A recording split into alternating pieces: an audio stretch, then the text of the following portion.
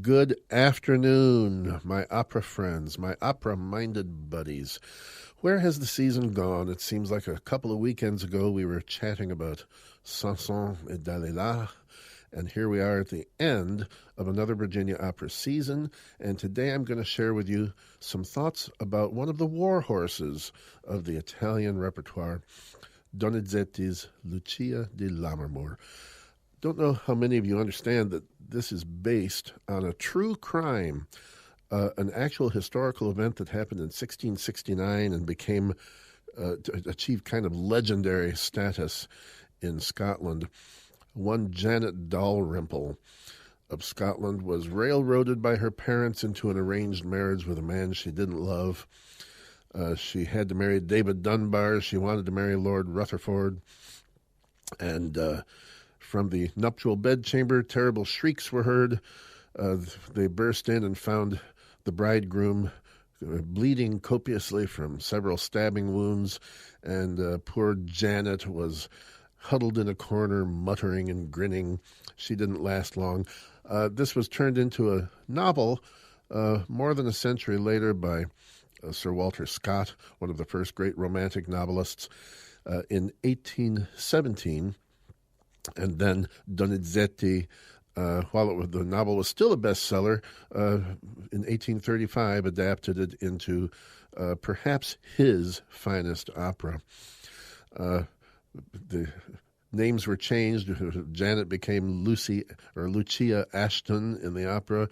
David Dunbar became Arturo Bucklaw, and he fared a little worse than the actual David. David Dunbar recovered from his wounds and lived another 9 or 10 years. I'm afraid Arturo didn't come out so well. He's kind of sliced and diced and doesn't survive, and that gives us Lucy's famous mad scene. But there's a few opera terms we have to come to grips with in order to have a true appreciation of Donizetti's achievement here. We're talking about the bel canto period of opera history, a period that extends for about the first 40-odd years of the 19th century and is represented mostly by three very famous Italian composers: Rossini, the composer of Barbara of Seville, Vincenzo Bellini, the composer of Norma, and Donizetti. Bel canto, I think many opera lovers know that it means beautiful singing or beautiful song, which is kind of not a very satisfactory. That's a definition without being an explanation, because tell me a composer who doesn't want beautiful singing. You mean Puccini didn't want beautiful singing in Tosca? Benjamin Britten didn't want beautiful singing in A Midsummer Night's Dream? Of course they did. So obviously it encompasses a bit more than that. And here's what it's about. Rossini, at the height of his career, was once asked the secret of his craft. What does it take to create good opera? What do you need for great opera? And Rossini, who had a little bit of an ironic bent in his personality and was quick with a quip, replied, yes, for opera you need just three things: voice, voice, and voice. Well, that could actually be kind of a motto for bel canto, because what the implications of that term are this: that the human voice is everything. Take that word everything, put it in boldface, italics, and underline, and all caps. Everything. Insofar as the drama, the psychology, the characterization, the storytelling, everything, the expression, all of it is transmitted via the human voice. The orchestra, if you'll recall a few weeks ago, when I appeared over these airwaves talking about A Midsummer Night's Dream, how busy the orchestra was. The orchestra told us at the beginning of Midsummer Night's Dream that we were all asleep because it was snoring. Remember? The orchestra was making snoring sounds. And the orchestra had motifs coming out the wazoo throughout that opera, providing commentary on the action and the characters and so forth. Not going to get that in Lucia di Lammermoor. In bel canto, actually, there are little exceptions that we can make in Donizetti's opera. But in general, in bel canto, the orchestra may be colorful, it may be entertaining, but it is subservient to the voices. In bel canto, it didn't particularly matter what your acting skills were or your choreography, your dancing skills. It didn't matter if basically, as an actor, you stood on the stage like a cigar store Indian. So long as when you opened your mouth and your voice came out, you created a convincing and truthful character, then that's all that was expected. So the orchestra does not comment, the orchestra does not have motifs, the orchestra does not narrate or tell the story. It's voice, voice, voice. Now, there are aspects in Lucia in which Donizetti honors the conventions of bel canto. But there are also ways in which he shows that he is a transitional composer looking forward to the future of opera in the full Romantic period, the post-bel canto period, anticipating later Verdi and even Wagner and Puccini and all the rest. But I want to start by showing ways in which the vocal writing in Lucia does the function of bel canto vocal writing, especially for the men. It is the voices and the voices alone that give you the character. Now, we're going to start with an excerpt here from the top of the show. The first solo is given to Enrico, Lucia Ashton's brother. And, of course, there's a triangle here. Lucia has her lover, Edgardo Ravenswood, and then she has her brother, Enrico Ashton, and he has different plans for her than she has for herself. She loves Edgardo, wants to marry him, but there is a feud between the Ravenswoods and the Ashtons. And the Ashtons, Enrico has pretty much done in the Ravenswood clan. He's burned out the castle, he's killed the parents of Edgardo, killed the livestock, burned the crops. Poor Edgardo is hanging on by his fingertips. He's the last of the Ravenswoods, and Enrico would like to put an end to him. He sings an aria in Act 1, Scene 1, in which he suspects that Edgar is having a fling, an affair with his sister Lucy, which is no bueno because Enrico needs for Lucy to marry Arthur Bucklaw, Arturo, to bolster the Ashton family fortunes and get some political allies.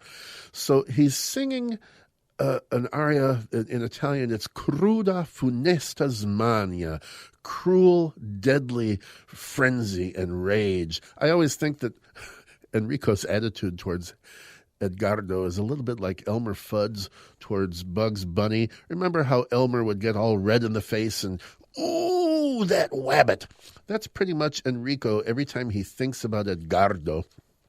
So let's listen to the opening phrases of this aria, and you'll notice two things. Number one, the orchestra simply plays repeated chords. Dum, dum, dum, dum, dum, dum, dum, dum, dum. No motifs going on.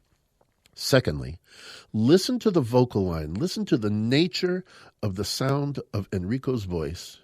And I think you'll find that you know exactly who he is, even if you don't understand the Italian words. The voice tells you everything about his character. See if you can figure it out.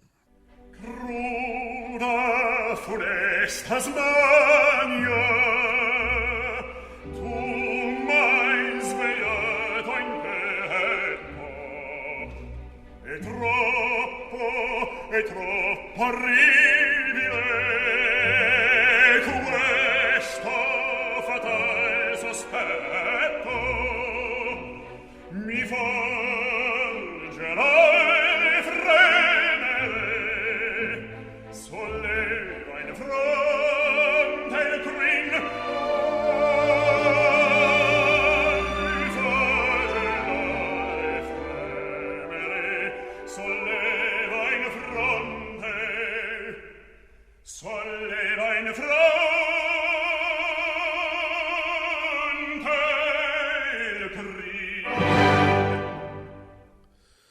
Now, did you hear what I heard? How would you describe Enrico based just on the sound of his vocal line and that booming baritone voice, which, of course, was the great Cheryl Milnes? So who is Enrico? Is he the shy little kid who sits in the back row of the physics class wearing glasses, doing physics experiments at home? No. He has so much testosterone in him that it's leaking out of his ears and making puddles on the floor. This is a self-confident man. That booming voice, those long, sustained phrases flowing smoothly and confidently. In a major key, by the way, in G major. This is a guy whose confidence extends really to arrogance, a smug arrogance, a cockiness. He's assured always, all of his life, he's gotten whatever he wanted by whatever means was necessary. Don't you hear that in that excerpt that we just played? That's what I hear. That's what we're intended to hear, because that is Enrico. Now, as for the other male lead, the tenor role of Edgardo, Lucia's lover, that's something else again. I'm going to skip to Act 1, Scene 2, to Edgardo's entrance when he shows up for a hot date with Lucia in a corner of the Ashton estate by an old fountain. And now, without telling you what he's talking about, listen to Edgardo's phrasing. Notice the contrast. Notice how it's everything different from Enrico. And let's figure out what that's telling us about this character. Sulla tomba che rinsegna il tradito genitore al tuo sangue eterna guerra io giurai nel mio furore ma chi è il cuore mio altro affetto e l'ira.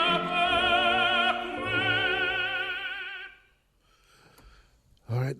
Did you hear the difference? For one thing, it's in a minor key, not the confident, optimistic major of Enrico's aria. It's in a kind of a brooding, dark minor key, but the phrasing is all different. Instead of that long, sustained baritone line,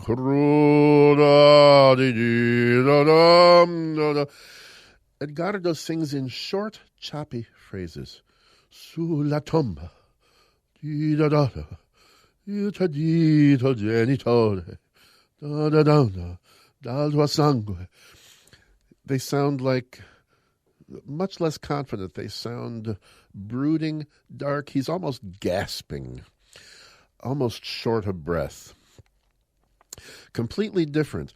And this is by design. Donizetti could have said it similarly. He could have said those words in a way that was similar to Enrico, but Edgardo is a different cat. Edgardo is that phenomenon that we start to find in romantic literature known as the romantic hero. So what's a romantic hero? Well, we're not talking about kissy-huggy, Pepe Le Pew, l'amour, not that aspect of romance, but rather characters like Mr. Darcy, Heathcliff, Captain Ahab, Rhett Butler, for that matter, the guy who is the alienated misanthrope. Listen, if I'm a romantic hero, this is what I want to tell you. I suffer. I live in torment. The world will never understand my psychic suffering. They can never know my psychic pain. I see other men who lead their obtuse lives, working, earning pennies, begetting children. They don't understand the futility, the pointless, the meaninglessness of life, the pain of our existence. But I understand it, and I can know no peace. That's your romantic hero. Misanthropic, not too fond of his fellow man, not having much use for the rest of the world. A little bit like Linus in the old Peanuts comic strip, who once famously said, "I love mankind, it's people I can't stand." That's Linus as romantic hero. melancholy. You know, now Edgardo has a right to sing the blues. His parents have been murdered. His castle has been burned into ruins and so forth. But this is who he is. And this is straight out of Sir Walter Scott. I said Rhett Butler as a romantic hero. The sense of alienation, of isolation, not fitting in. Edgardo no longer belongs to this world. Rhett Butler in Gone with the Wind, all the other young bucks there in Georgia couldn't wait to go to war with the Yankees. They just wanted to kill them some Yankees. And Rhett Butler was the only Southern gentleman saying, oh, no, this is a bad idea. They have better resources than we do. He didn't belong with the rest of that crowd that was so anxious to go to war. He was a romantic hero. So, and again, the orchestra told you nothing about Edgardo. It was just playing nice broken chords in a minor key. It's the phrasing, the vocal writing that revealed this character. So this is the way in which Donizetti is honoring the bel canto tradition of voice, voice, voice, straight out of Rossini. But when it comes to our title character, Lucia Ashton, he's little less bel canto as Rossini because he allows the orchestra to impart some information to us about the character. Lucy has 3 big entrances in each of the 3 acts. In Act 1, Scene 2, we see Lucy for the first time, but before she can open her mouth, there is an instrumental passage that tells us exactly what her psychological state is, what her emotional affect is, what kind of girl she is. It's in the orchestra. And as a matter of fact, before each of her 3 big entrances, there will be very significant instrumental solos with orchestra that tell us her psychology and her affect. Rossini would never have done this. This looks forward to Verdi, later Verdi, and Wagner. So before her first entrance, there by that old fountain, waiting for her rendezvous with Edgardo at night in secret so that Henry won't know and Enrico will not know, there is a 3-minute solo for harp and orchestra. It's like a mini concerto for the harp. And I want you to listen. I won't play it all. I want you to listen to a little chunk of this and listen to the sound of the harp and the nature of the music, and it will tell you exactly what kind of girl Lucy Ashton is.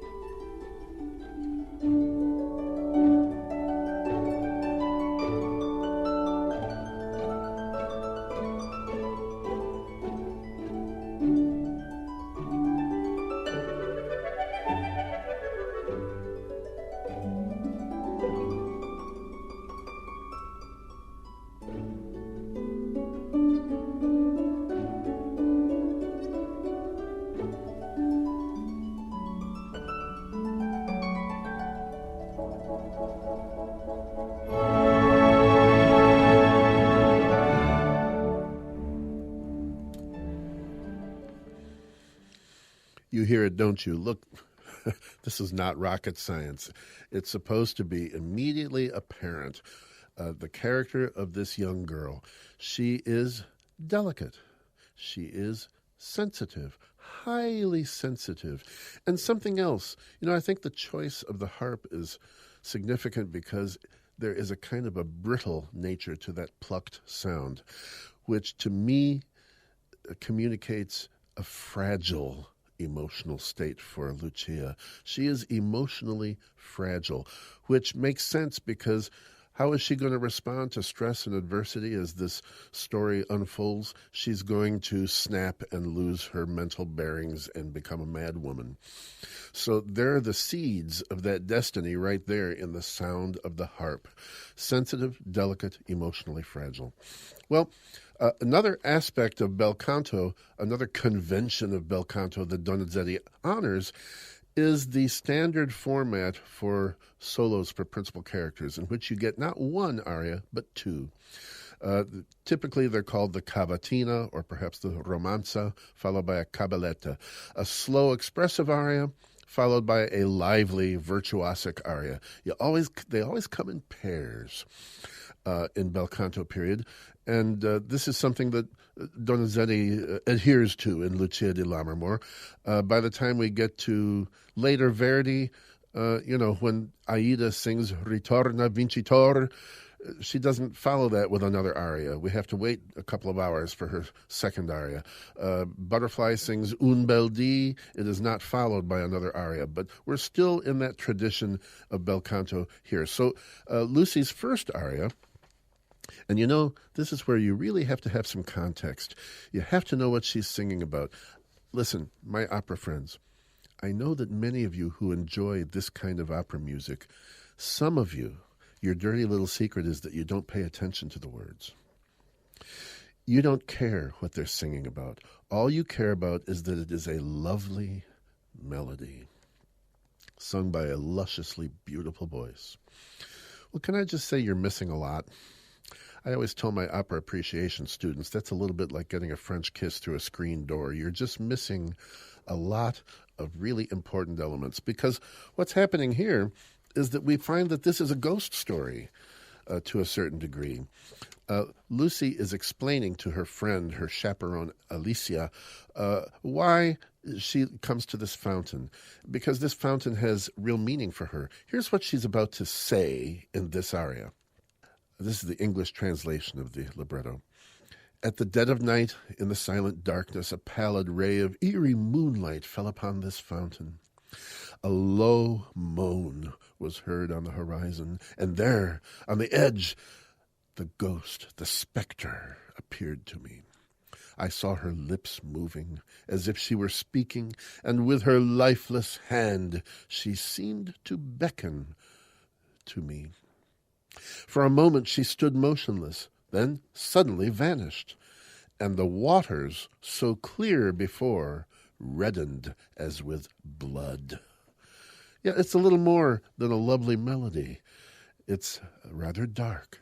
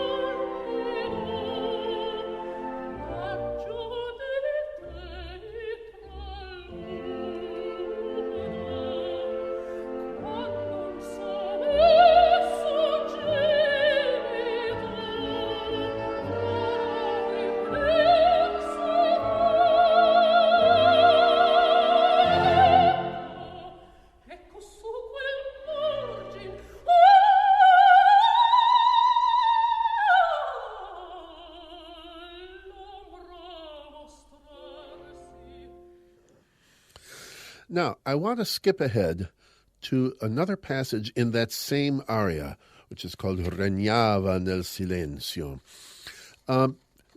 We have to talk about the extended vocal technique of the bel canto period, because another aspect of the bel canto tradition is that phenomenon known as coloratura. Coloratura, just defined very simply, means virtuoso vocal technique. Being more than being able to sing loudly and softly and high and low, being able to sing with great agility, being able to execute extremely rapid-fire scales, arpeggios, broken chords, daredevil leaps from low notes to high notes, to be able to do anything that a violin or a flute or a piano can do. In addition to those extended high notes, high C, oh, forget it. How about C sharp, D, E flat, even higher above high C? And another aspect of coloratura is being able to trill, rapid fluctuation between two notes.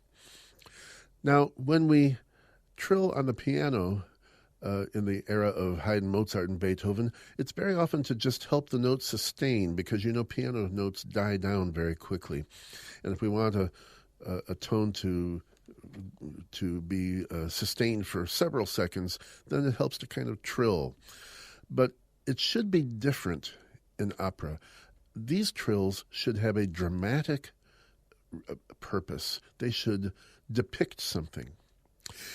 And so I want you to listen to, it's not just showing off. It's not just doing a fancy thing to show how great your technique is. It has to have meaning. Now, what I want you to remember is that when she is executing these trills in this track we're about to hear, this is where Lucia is talking about the fountain water turning as red as blood when the ghost disappears. So why are we trilling right now? Think about this.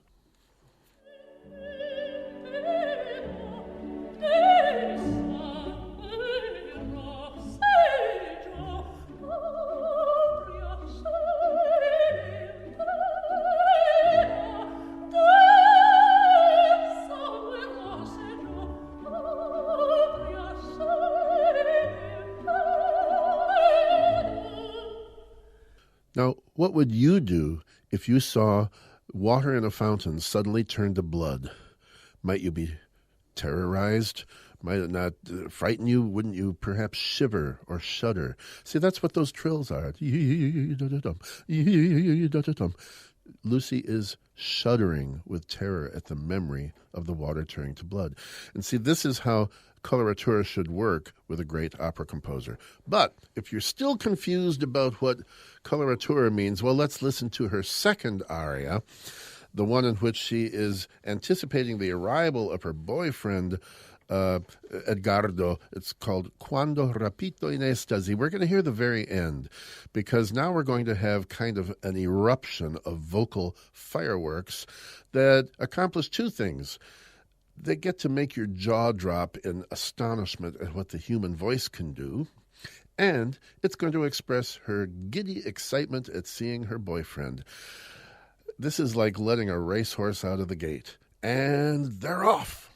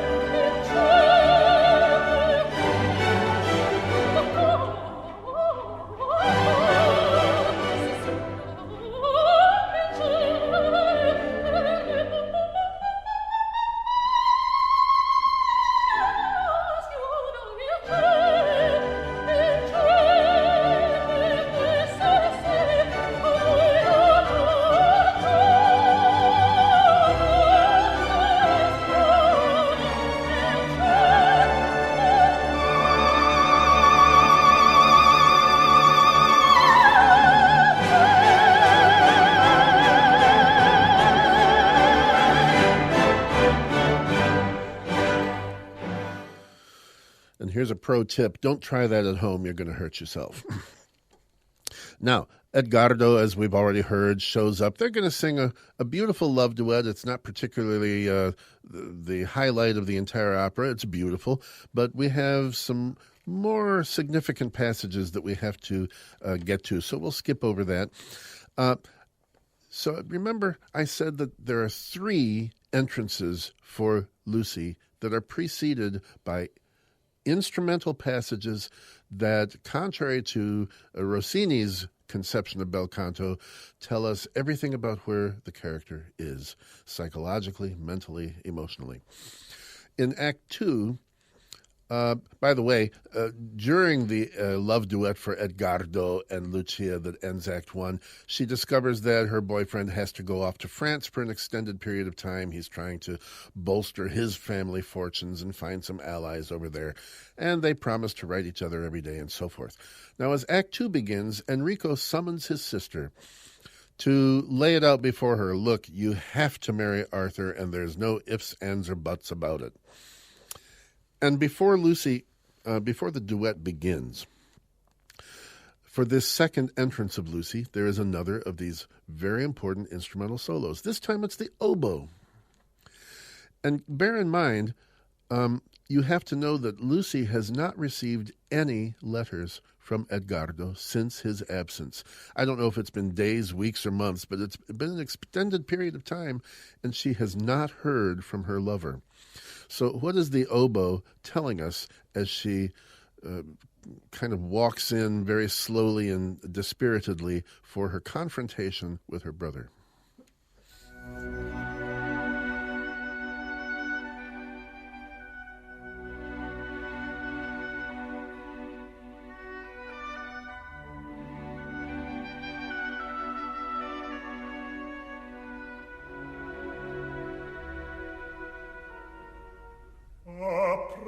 Appressati, Lucia.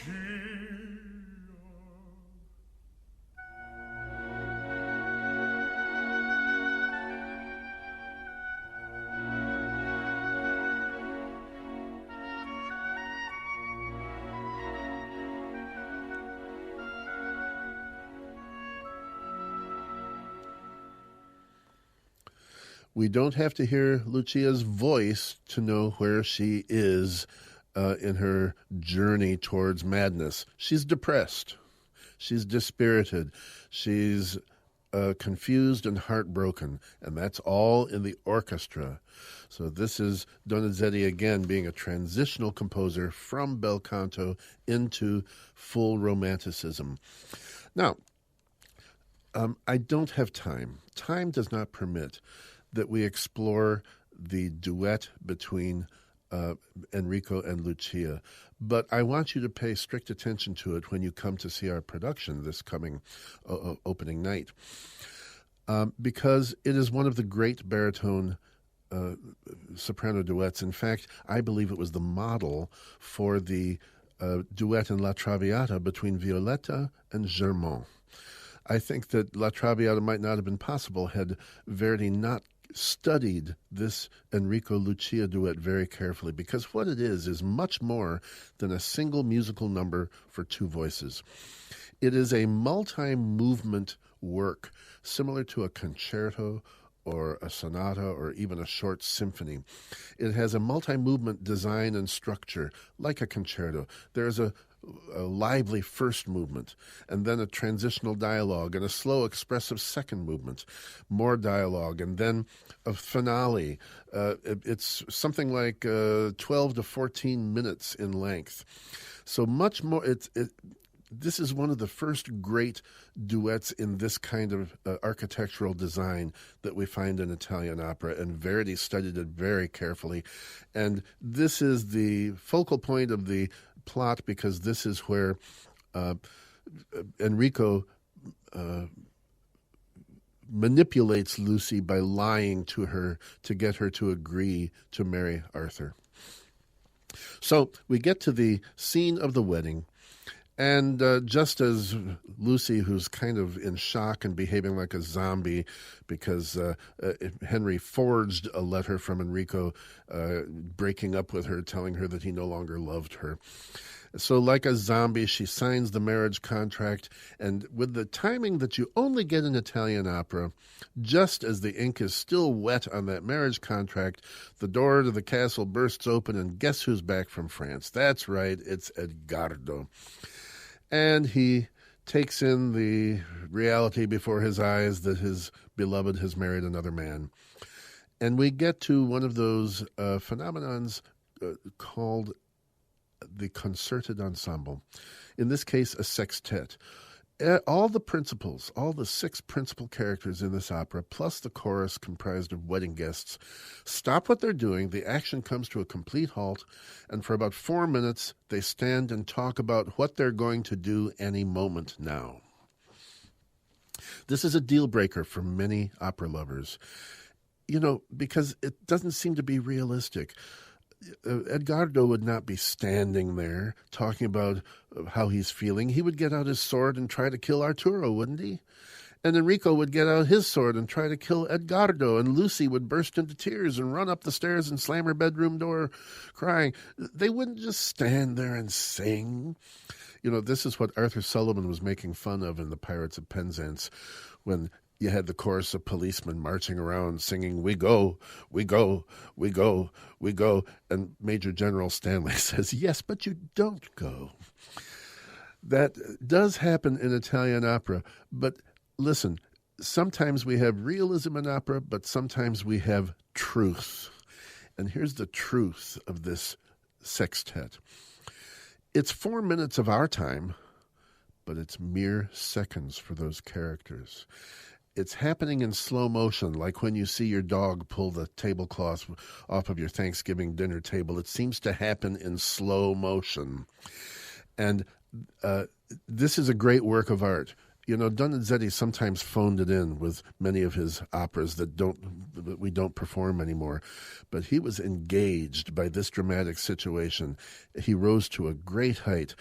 This is inspired music.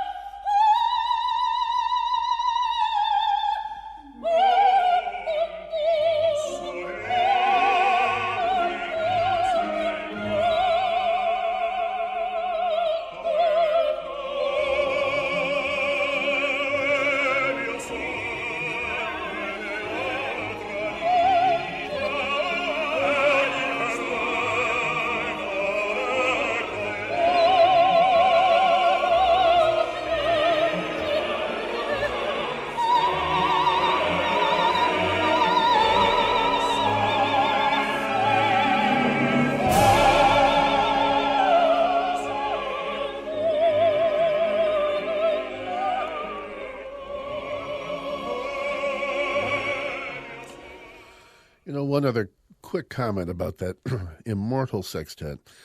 If you have a play, a straight play, in which 6 people are talking simultaneously, it's gobbledygook. It's like those political talk shows on cable where 7 guests are all trying to shout over each other, and you can't understand a thing. The great thing about opera is it doesn't matter what the words are. You don't have to follow every single word. What matters is that you hear all 6 voices, and now Enrico's voice is prominent for a few moments, and now Edgardo, and now Raimondo, the family minister. They all have their moment in which you can hear their emotional affect. You understand how they are all feeling, which is more important than what they are all saying. So that's an advantage that opera has over straight drama.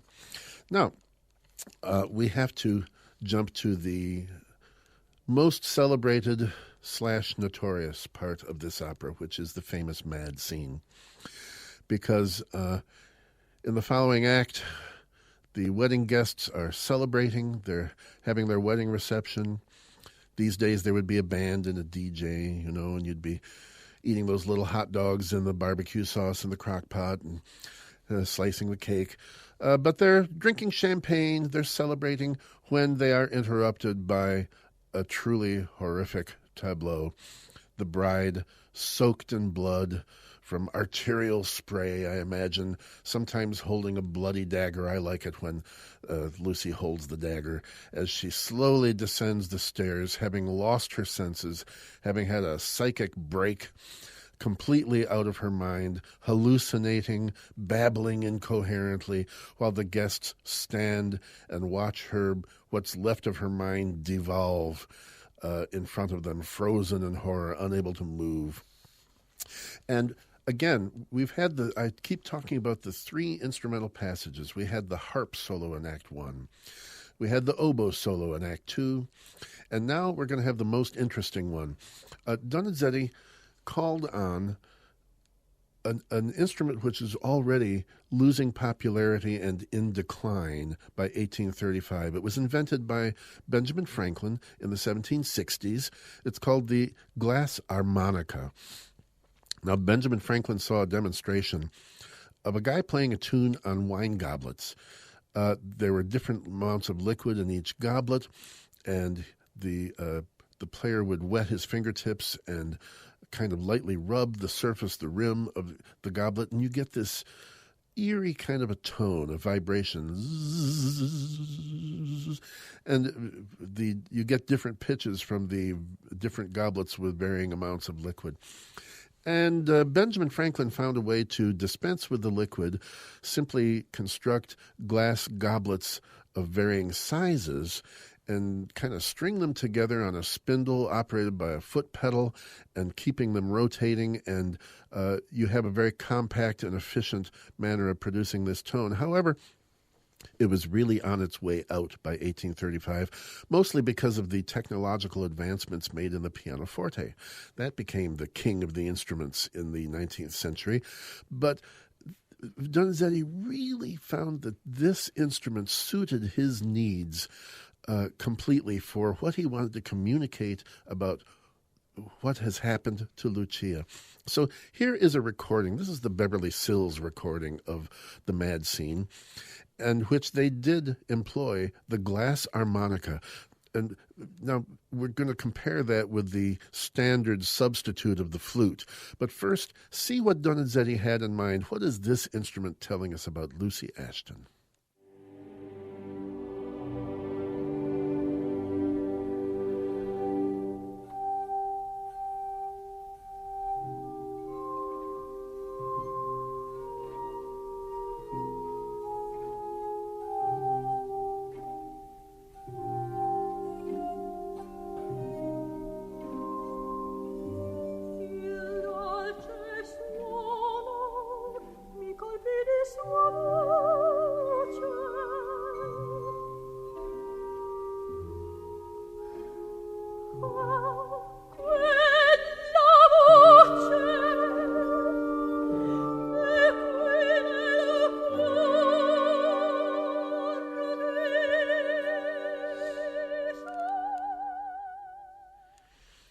What do you hear in that sound? What is it communicating? I hear something that sounds strange, not normal. It doesn't sound like any instrument that we encounter in our normal, rational world. You know, the harp is delicate sounding, but it's normal. The oboe is normal. Violins, brass, strings, reeds, they're all normal sounding. This sounds detached from reality. It has a floating, wafting affect to it. It sounds unhinged, just like Lucy's mind. It's perfect. Now, compare that. You know, I'm sure that even though I think there's a guy in Williamsburg who plays the glass harmonica, I think that this coming Friday night you're going to hear the flute with probably Deborah Wendell's Cross, my old friend, in the flute section. Here is and this is Donizetti's authorized substitute when glass harmonica was not available. Listen to the difference.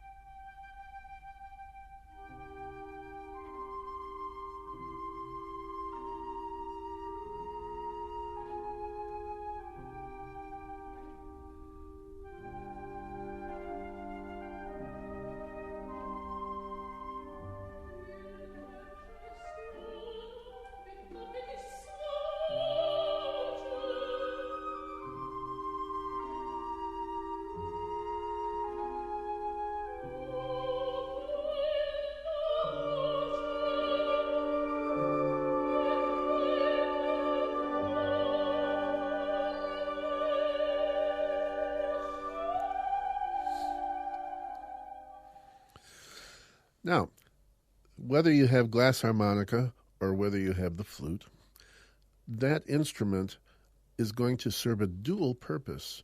Yes, like the harp and the oboe, it's giving you the state of Lucy's unhinged psychology at this point, the fact that she's retreated from reality and has kind of gone into her own little mad world. The other thing is that, you know what she was saying while that instrument was playing? She was singing Il dolce suono, la sua voce, the sweet sound of his voice. You see, she's hallucinating. She believes that she is seeing Edgardo. In fact, she's gone to her safe place. In her mind, she's gone back in time. She's back at that fountain in Act 1. She's having that rendezvous, that love duet with Edgardo, and Edgardo is talking to her, and she is savoring the sweet sound of his voice. The glass harmonica or the flute is going to be the proxy for Edgardo all during this mad scene. Now, as she continues this introductory passage, I want you to listen, as she's singing the melody, I want you to listen to the cellos, the low strings in the orchestra, underneath the melody, as they give us some little trills. This, again, is Donizetti exploiting the orchestra to give us a little commentary. See what you think is happening here.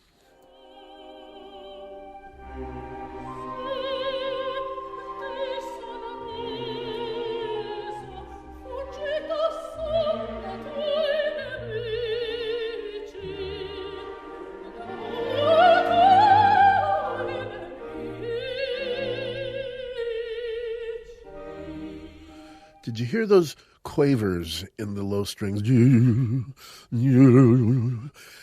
Here's how I interpret that. Yes, Lucy has escaped to her safe place. In her mind, she's back having a wonderful evening, a rendezvous with her lover.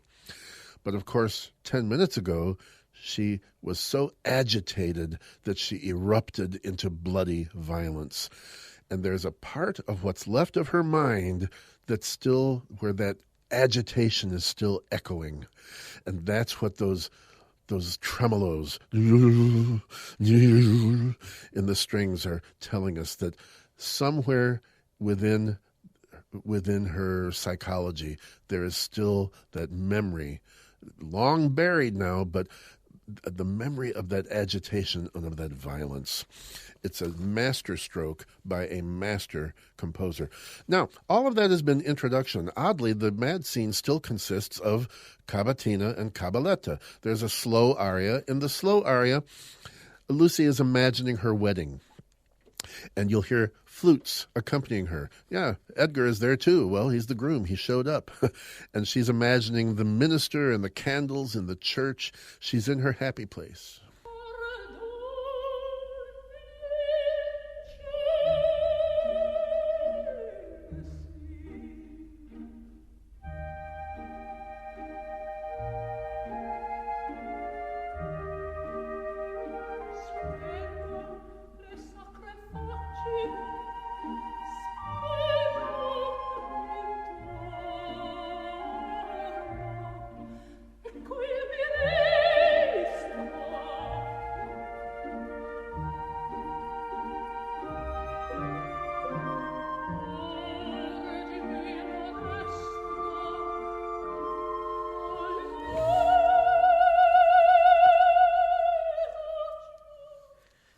And again, if you have never seen a live performance on stage of Lucia, you don't understand the effect of that passage there. It sounds so sweet and innocent, but keep in mind it's being sung by a woman holding a bloody dagger whose wedding dress is soaked in blood while the wedding guests are staring at her in horror, a little afraid that she might turn on them with that dagger. It's really great theater. It's just masterful. So it's not really sweet. It's kind of creepy and eerie. And there is a cadenza at the end of this romanza or cavatina, her slow aria. And you know, this cadenza is very interesting because it's where the great sopranos, Callas, Sutherland, Sills, Caballé, Netrebko, whoever undertakes this part, will attempt to put their own individual stamp on it because nobody sings it exactly as Donizetti wrote it. The first great prima donna to take the ball and run with it in this cadenza, this ad-libbed portion, was Nellie Melba in 1880.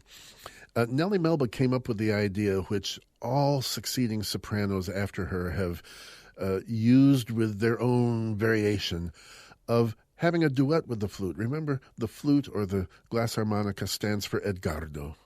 It is like he's there with her. And they have a conversation. And there aren't very many words to it because as poor Lucy's mind devolves, she is becoming more and more incoherent.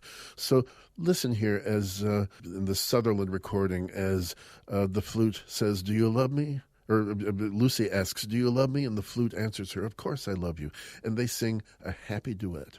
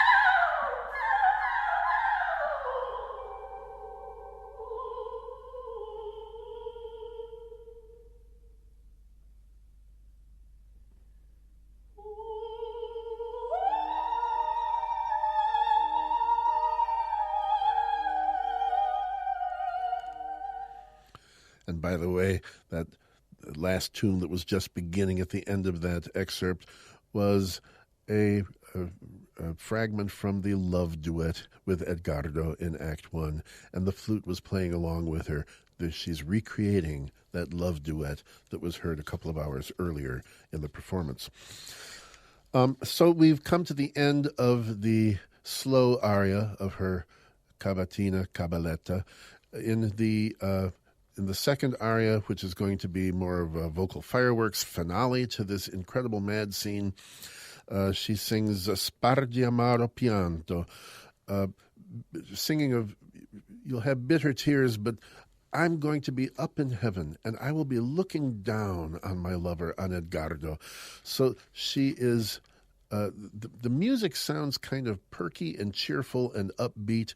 Again, that is dramatic irony because she is about to collapse in a pool of her own blood and Arthur's blood and die on the spot. It's a grotesque situation, and it's very ironic that the music sounds this cheerful because she is thinking of the joy that will be hers when she is in heaven looking down on Edgardo.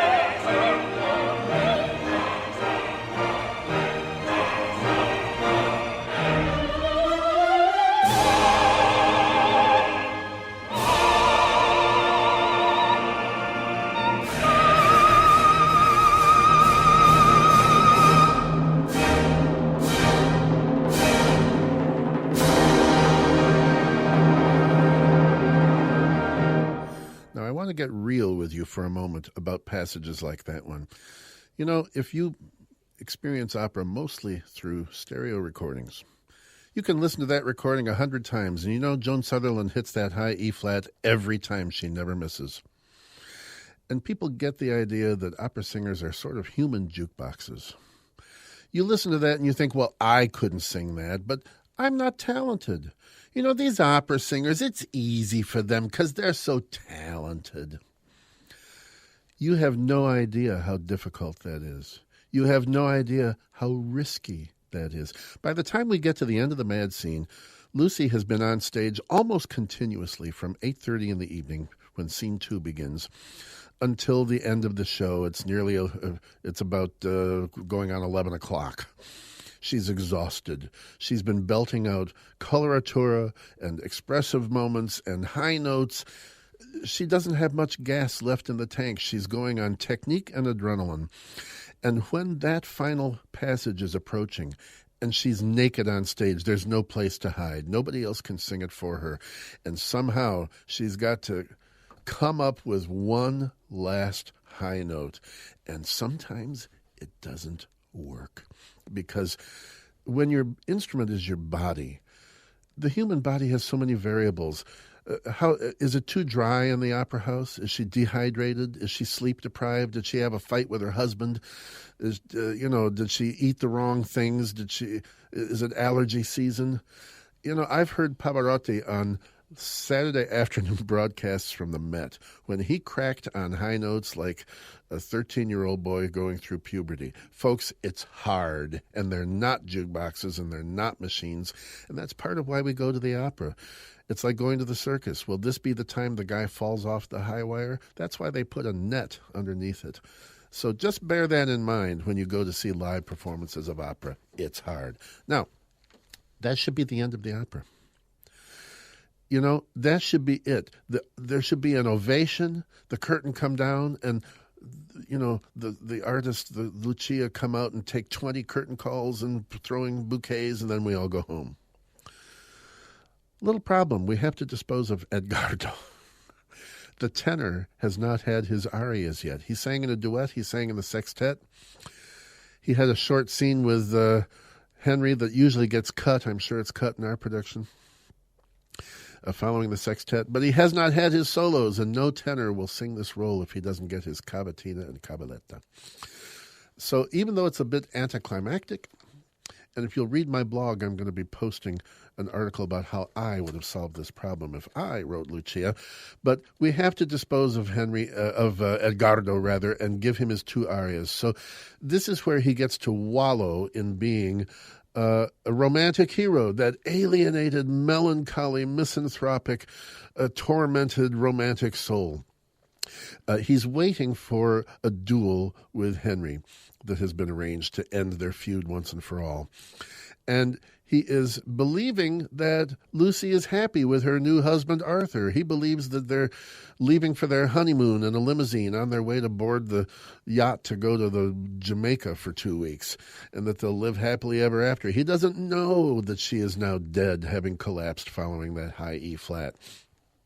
So he's saying, I hope that when I'm dead, you will at least respect my ashes. You cruel harlot, how could you do this to me? Here's Edgardo, the romantic hero.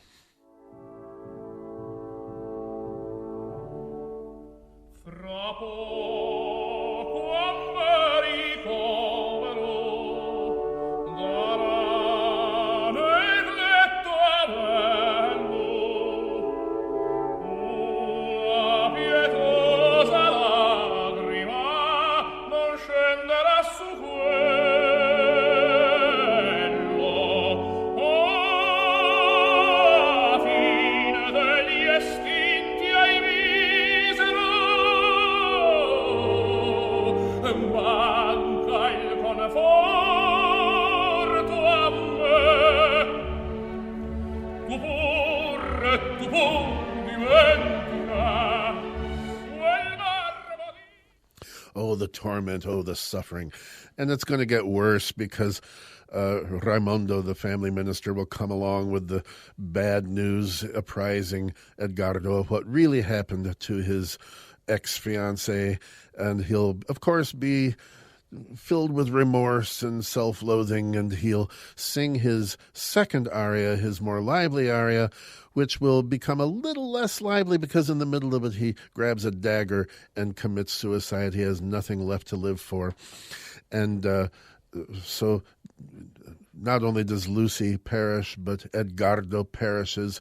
And as a matter of fact, we know that because the all-important marriage to Arthur Broadbent didn't happen, even Enrico is going to be killed.